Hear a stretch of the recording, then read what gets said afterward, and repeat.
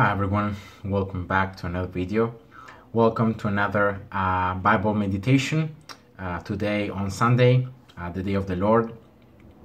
And I wanted to share with you guys something very quick about humility. What the Bible teaches about humility.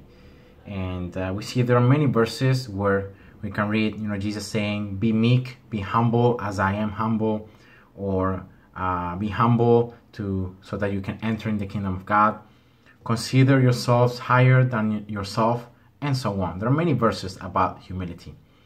Now, what people tend to miss is that when the Bible speaks about humility, is speaking about it in two different ways.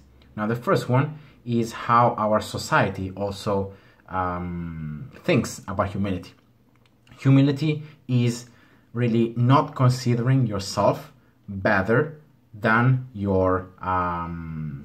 anybody else, right? So we're all the same. The Bible also teaches us that we all have sinned and we have fallen short of the glory of God. Everyone, we're all on the same boat. We're all equal. So that's the first thing. We as Christians, we don't have to make the mistake of considering us better than other people because we are Christians. That's something that we don't have to do. Instead, we have to, as Jesus said, we have to love our neighbor and we have to spread the gospel. But the second meaning of humility that we can find in the Bible is something that we tend to struggle a lot. And when I say we as Christians.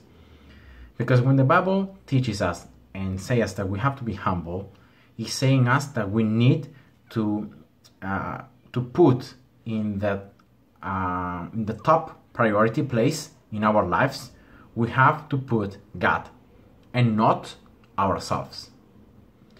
And this is the hardest thing to do, because in order to put God as the top priority, as the most important thing in your life, we have to lower yourself.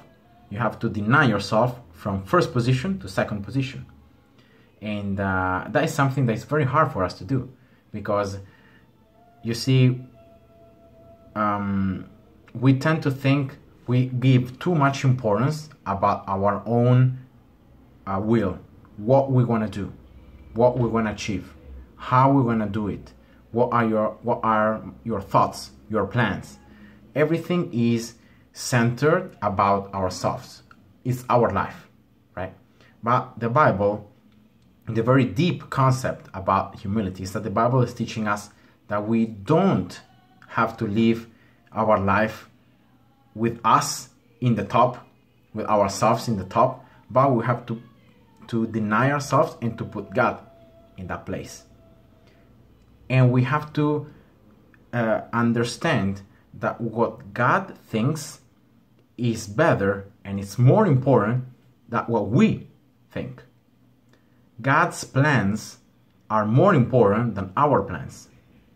God's will is more important than our will. And so we need to submit ourselves to God. We need to live our lives submitted to God, leaving Him as the top priority and always living our lives according to what He says, to what He wants, not as we want.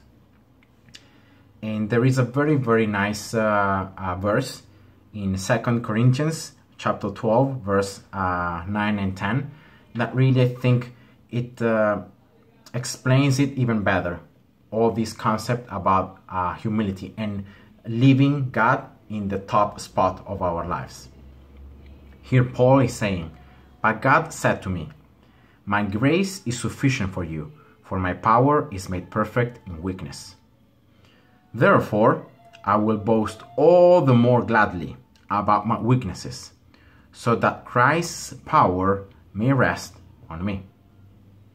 That is why, for Christ's sake, I delight in weaknesses, in insults, in hardships, in persecutions, in difficulties. For when I am weak, then I am strong." I am strong. No, there is so much to say about these two verses.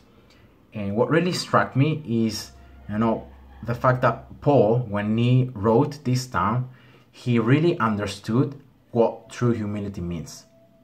He understood that in order for us to live a rich life, we have to submit ourselves to God. Because when that happens, so when we become weak, that here, when he says weak, he's referring to the fact that he's letting all the things that he wants to do, he's putting all those things in second place. He's becoming weak because he's not doing what he wants. He's putting God in the first place. And what that happens, look at what he says. When I am weak, then I'm strong. Why he's saying this? Because very simply, when we deny our own will and we let God reign into our lives, that's when he gives us his power. That's when he gives us his strength. That's when he starts guiding our life in the best way possible. That's only when it starts becoming like that. When we weaken ourselves, our own self, that's when we start becoming stronger, because God is reigning into our lives. He's leading, he's guiding everything. And so we're becoming stronger because he's giving his strength. It's not anymore our own strength, but is his strength. And notice that here he says that for Christ's sake. So the only way how we can be strong is when we do things for Christ, when we do things for Jesus, for God. That is only when we can be strong, when we are weak. Otherwise, we're just weak and God is not giving us his power, because we may be becoming weak because we're not listening to his voice, or because we may be doing things that we want to do and we're not listening to what he is saying to us.